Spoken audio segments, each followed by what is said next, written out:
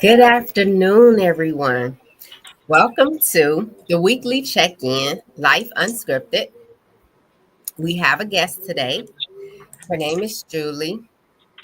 And then we have Keisha and Francis. So I'm going to give each person time to introduce themselves. But we're going to start off with our guest. Welcome, Julie. Hi, everyone. My name is Julie Harris. I am a cement finisher out of Local 502 in Chicago. I have been in the trades 27 years, and I was a laborer for 5 years before I became a cement finisher. So, pretty much I did building trades and the road work. I've done everything from epoxy to troweling floors. I've done major projects like a lot of people know in Chicago when we go down the Eisenhower called the Hillside Strangler. Done that. Done the expansion of Midway when back in the early 2000s. Did part of O'Hara. Major stuff. So at the same time, like I can say, it's not many women in my trade. It's not a lot of women in, what can I say? It's not a lot of women that are cement finishers. So we don't have that many women, and especially not Black women. So that being said, I'm always with probably 17 to 18 men, and I'm the only woman. It's a very hard trade. Um, you get a lot of bumps and bruises along the way. You'd be lucky if you come out of it okay on the top end. Let's say that. Very few of them last for 30 years. I can't say that. Awesome. Well, thank you for introducing yourself. Keisha, can you introduce yourself? Hi, my name is Keisha L. Blair. People know me as Keisha the Electrician, and I'm a speaker. I am a podcast host of Alpha Intuition, and I'm also a youth advocate for the skilled trades. Awesome. Thank you. Francis. Hi, my name is Francis Hawkins. I'm with Primerica Financial Services. I specialize in life insurance and investment, preparing our people for their retirement, for their future, and educating them on the right type of investments and life insurance. Hi. Hi, I'm Veronica White.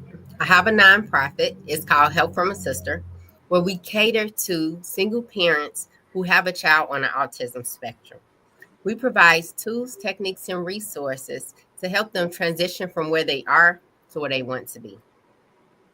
And this is our weekly check in, and we're still honoring women in construction. We're doing it the whole month. So, of course, we have Julie here, who's going to share a little more about the trade. But before I let her do that, you mentioned a couple of jobs you were on. When you mentioned Midway, um, that was with the building group with Walsh. I was the accountant for that job, and pretty much all the jobs at O'Hare from like 2009 to our last job. I've been the accountant for those jobs. So when you're saying like, hey, you look kind of familiar, maybe it was at the job sites. If you can. I was at Midway and actually when they did the first expansion of Midway, that was considered heavy highway, not the building Okay. side. We did all the taxiways, we did all of that. So that was like in 2002. So that's Okay. like 2001, 2002, 2003, up until maybe 2004 or 5. And then we went back several times. And then probably, what is this, 2025? So I would say probably during COVID is when they did the expansion portion and they did that walkthrough and they added that walkthrough over there. I was over there with Passion, Okay. Yes. So yes, that was my job as but I well. have seen you somewhere else. I don't know where, but I seen you. All right, sounds good. So today we're going to talk more about women in construction, and then we're going to touch basis on credit. This is also National Credit Month. Mhm. So we want to share tools, techniques, and resources to help people wherever they are in their journey when it comes to credit. We're all still learning and growing in this space. So the only information is the stuff we don't share with them. But Keisha, is there something you want to share with women in construction?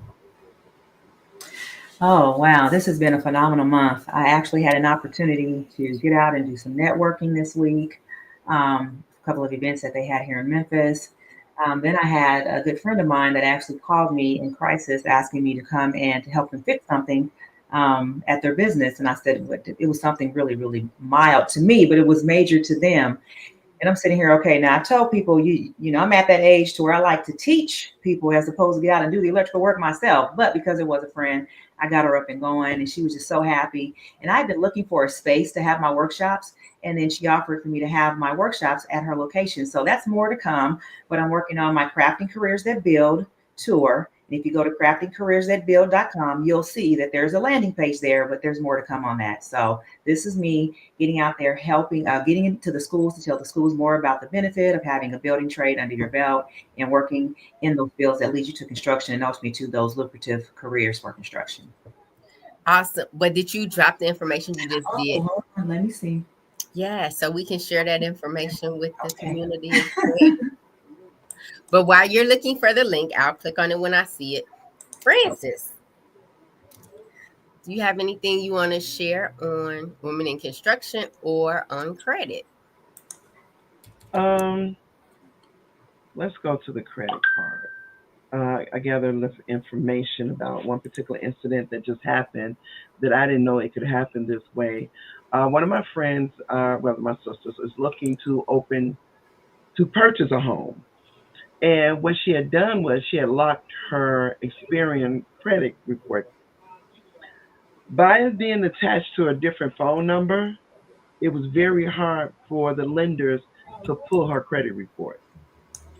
So she had to go through a lot of red tape to get that done and taken care of and things of that nature. She was worried and concerned about not being able to get ready to start looking at the homes like she needed to because they couldn't pull because the phone, and she no longer had the phone numbers, the moral of the story. So she wasn't able to tap into it. So the advice that I can give right now for this go round is whenever you change your phone number, make sure you let the credit Experian and people them like that know so it can always be linked to you just in case you can't get it through to the other number.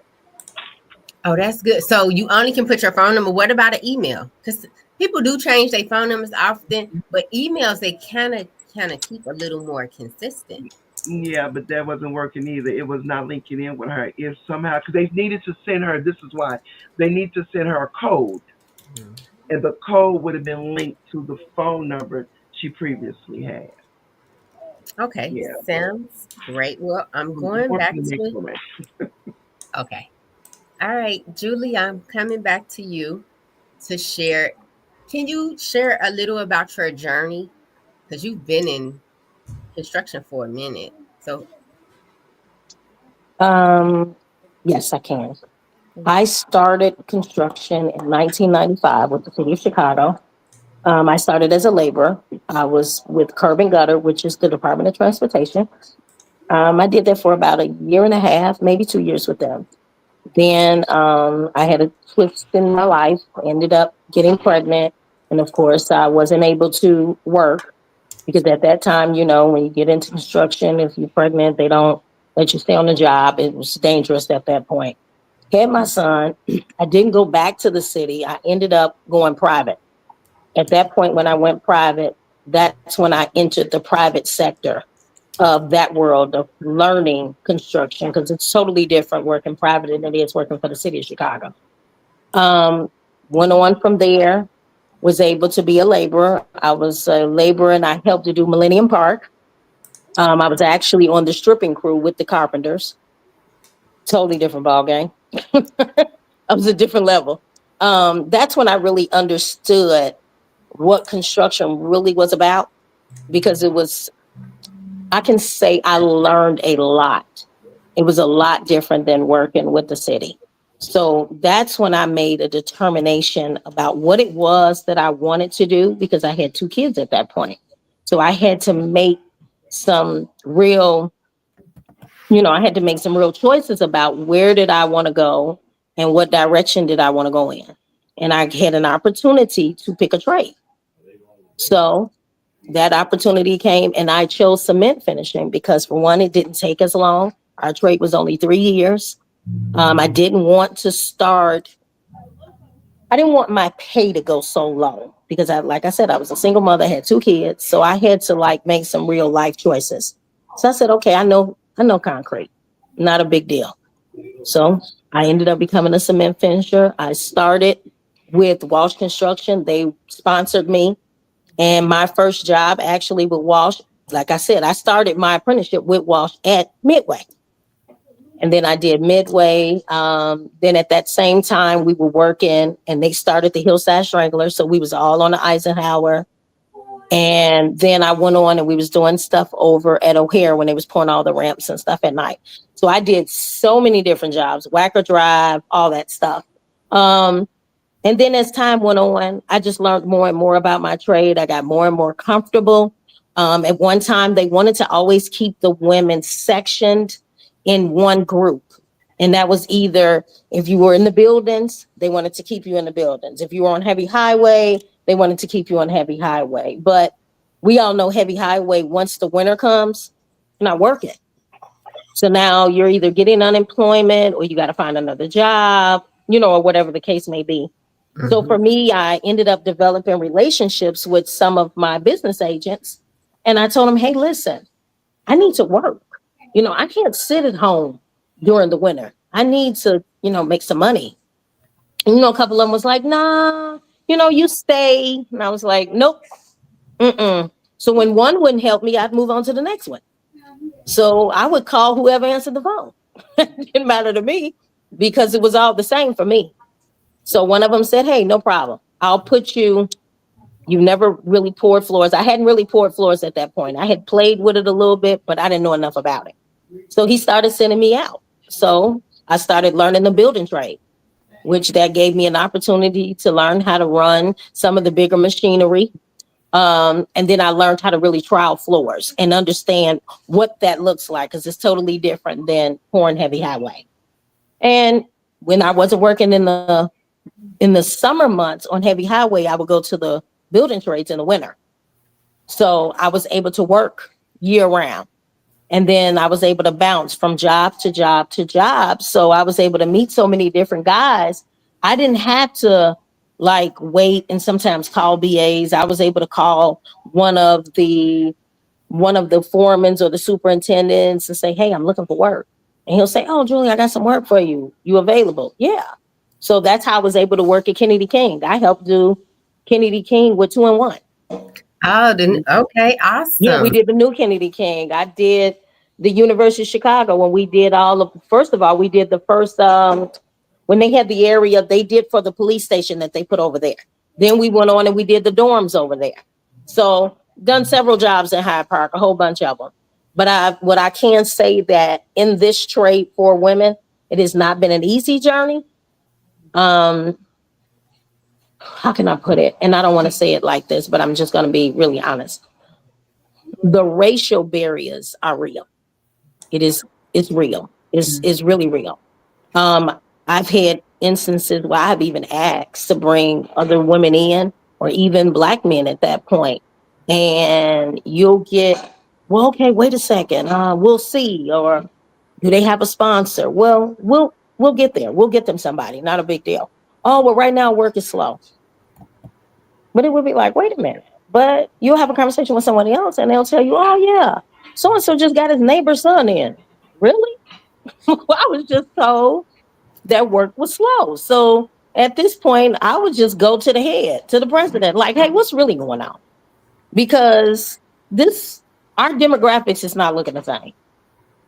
And they would say, well, wait a minute, Julie, it's not like that. And it is like that, though, because this is what we're looking at. And as far as women, I didn't have a lot of women I worked with. I probably worked in my years of being a cement finisher, maybe 10.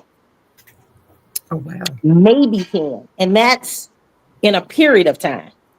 10. Right. I can count 10 on one hand.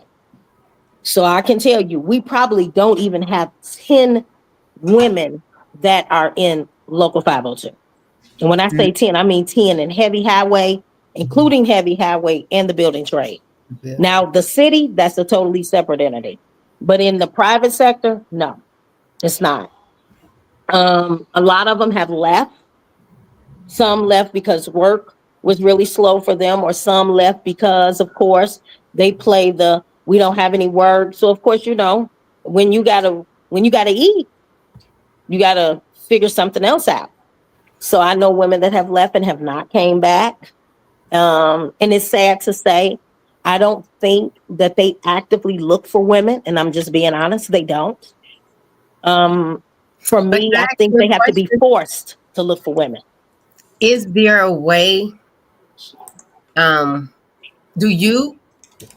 you a part of an organization that will help bring women in? I am. I was chosen to be a part of Chicago Cook County Tradeswomen Committee. That is a committee that was formed under NAB2, and they added Mike from the building trades. So NAB2 and the building trades have this committee, and there's 14 women on this committee from different trades. They have a Chicago committee, and they have a Las Vegas committee, and I think Wisconsin. What happens is we all meet and we get together and we talk about different things that are going on, and we try to figure out how to implement certain change. Recently, coming up, we're going to Camp Nawick. That's going to be at Westinghouse High School. Nawick does this every single year. They bring all of these young girls and allow them to sign up from all the different high schools, and they're able to come for one whole week from March 24th to the 28th. Hold on. And they do something different with them. Do you have any information on that? Even if you don't have it now, if you can share it with me. Yes, I will. Sure. Yes, I sure will. I'll give you the Chicago Metro chapter. The chapter is 325. Valeria Wright is the president of the Chicago Metro chapter of Nawick. She does this Camp Nawick every year at Westinghouse. So this year we went over to Lindblom. We had, I think they said 12 girls signed up from Lindblom High School. They did Crane High School. They did probably about 6 high schools. So they have several. I think we have a total of 50 young ladies that are supposed to be at Camp Nawick. And every day they're doing something different with them. They're going to go over to Ozinga and visit the Ready Mix company, the site. Then they're going to go over to, where did she say they're taking them? They're showing them blueprint reading. Then they have another young lady from Passion. It's going to go over some things with them.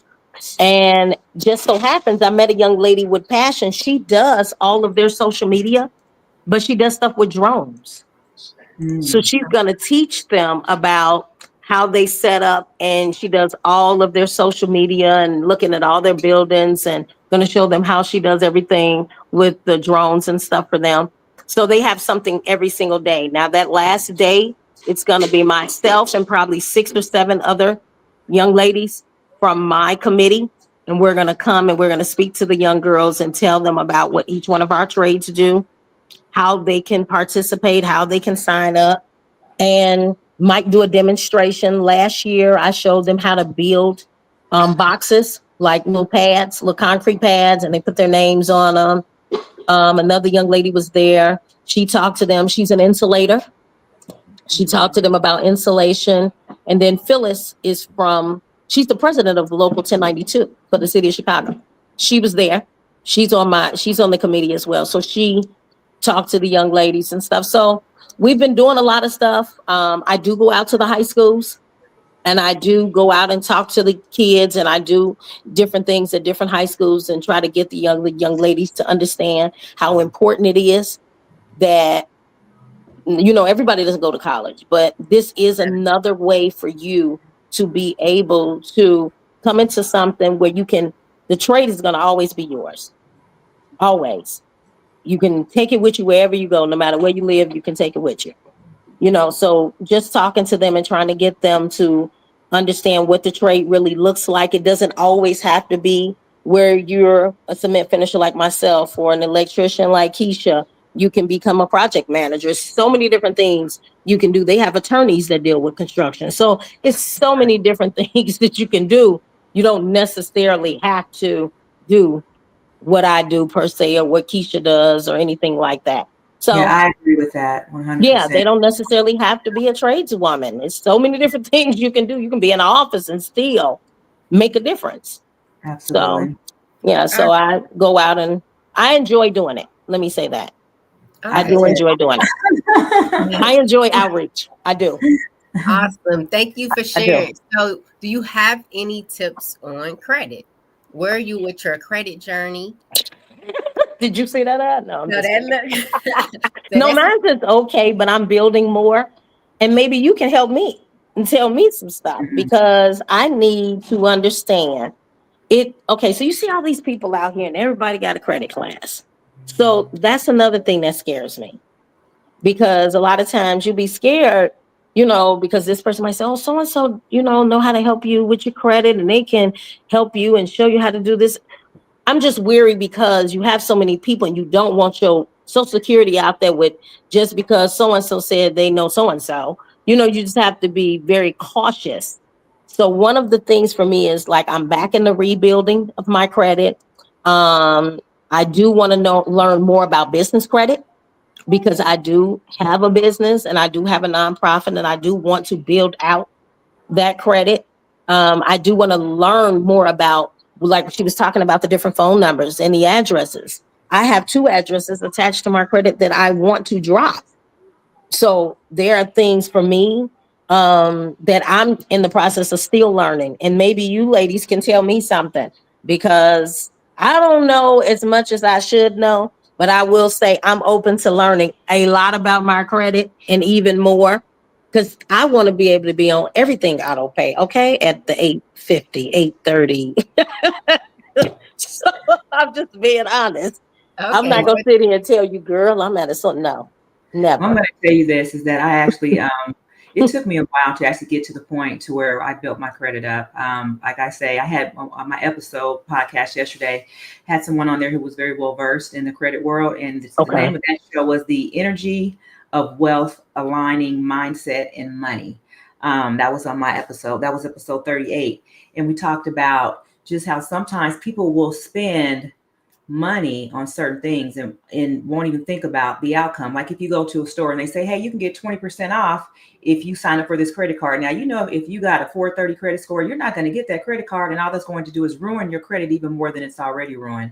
So you need to consider looking into different things to help to build your credit. And you don't really have to pay anybody to do it. You can do it yourself. When I work with people, I tell them the very first thing that I did was I signed up with Credit Karma.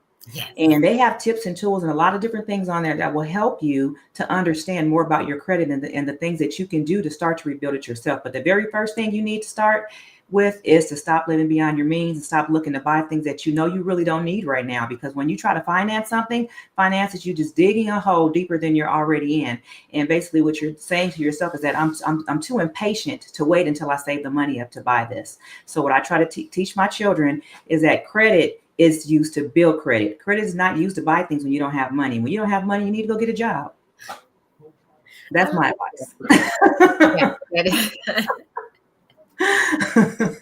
Okay. Well, a tip I have in reference to, I have several tips, but the one that I want to share now is teaching people the difference between wants and needs.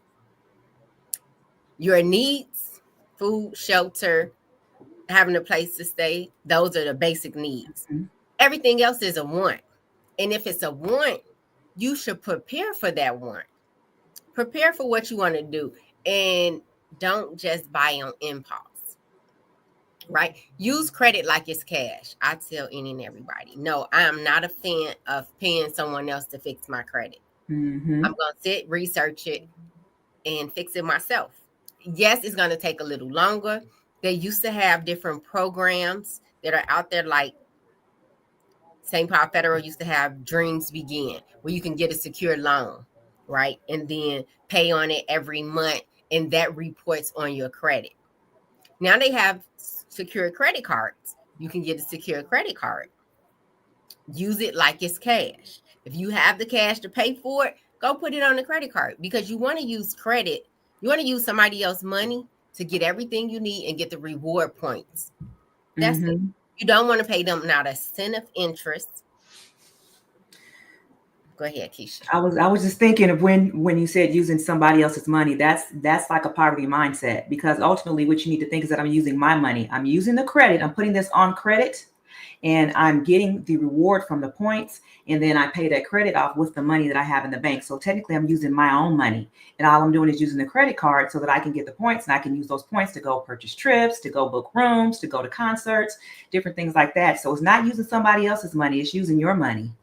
Correct. No, that is absolutely true. But if you spend your money the way you would spend someone else's money, because some people might take care of somebody else's more money better than they'll do their own.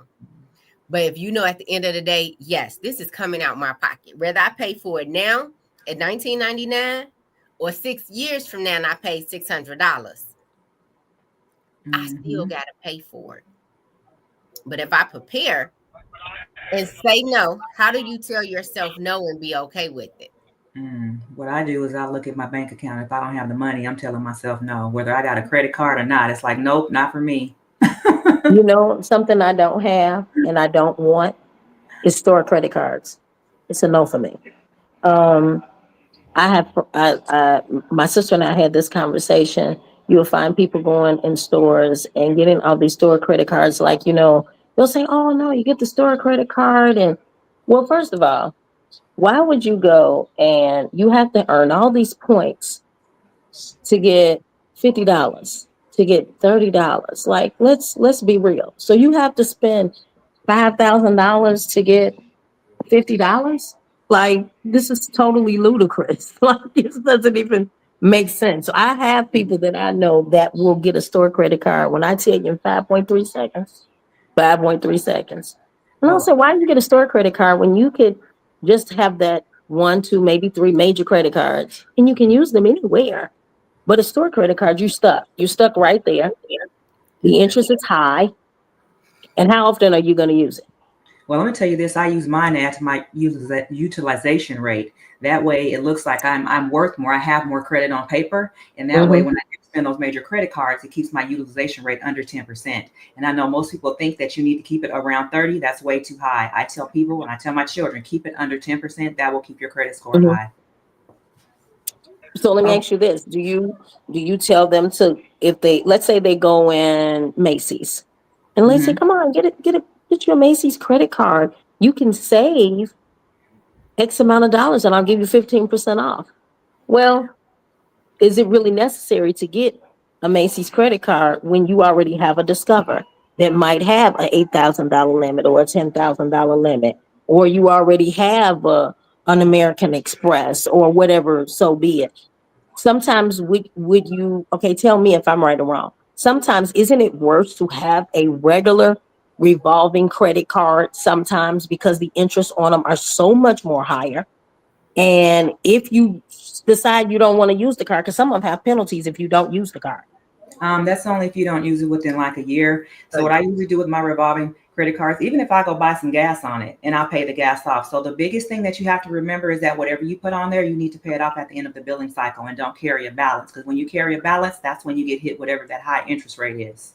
Correct. That's why I kept my American Express as long as I did, and I want it back because that kept me all the way together.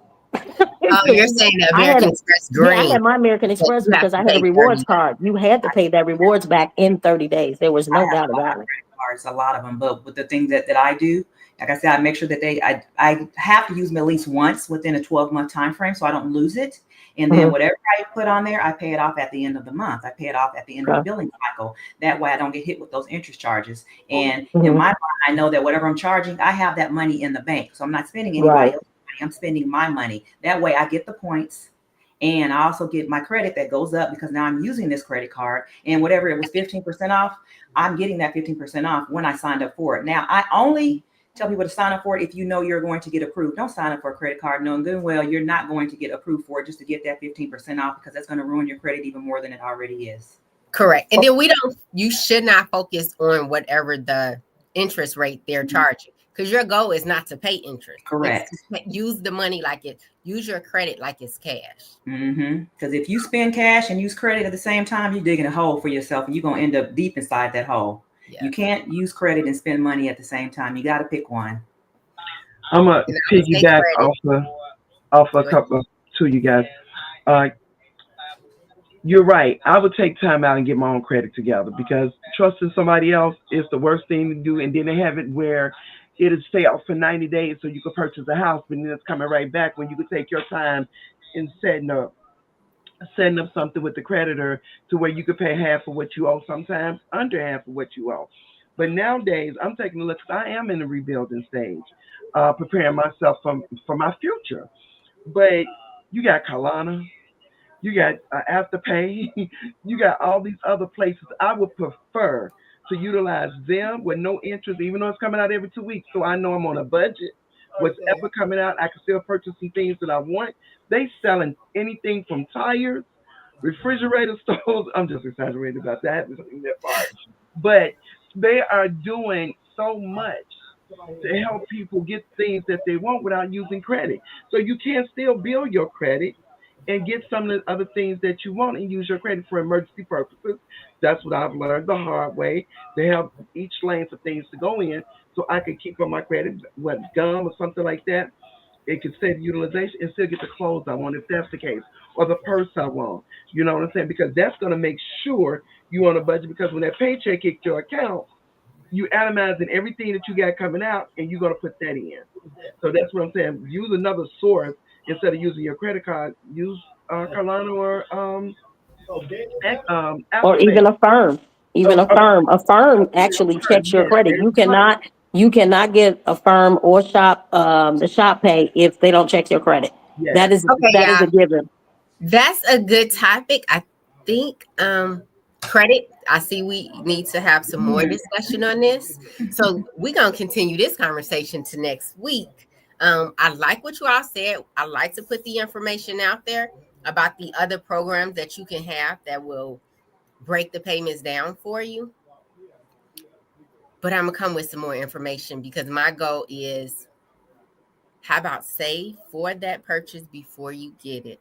So Mhm. therefore you already have the money. And now once you have the money and it's been a period of time, do you still want that? If you still want it, hey, your reward is I sacrificed and saved for it. But let's have this conversation next week and we're gonna talk more about credit because it's national credit and women in construction. All right. So thank you all so much for sharing your information. Julie, it was a pleasure having you. If you're available next Sunday and you want to get on with us, you are more than Yes. welcome to. I thank you, ladies. I thank you so much for inviting me. I learned some stuff that I didn't know. And yes, I will be back because I want to learn more. And it was great meeting you guys. You You as well. as Thank you well. for sharing your story. Appreciate it. Thank you for Thanks. joining. All right, Keisha, Francis, Julie, any last words or can we sign out?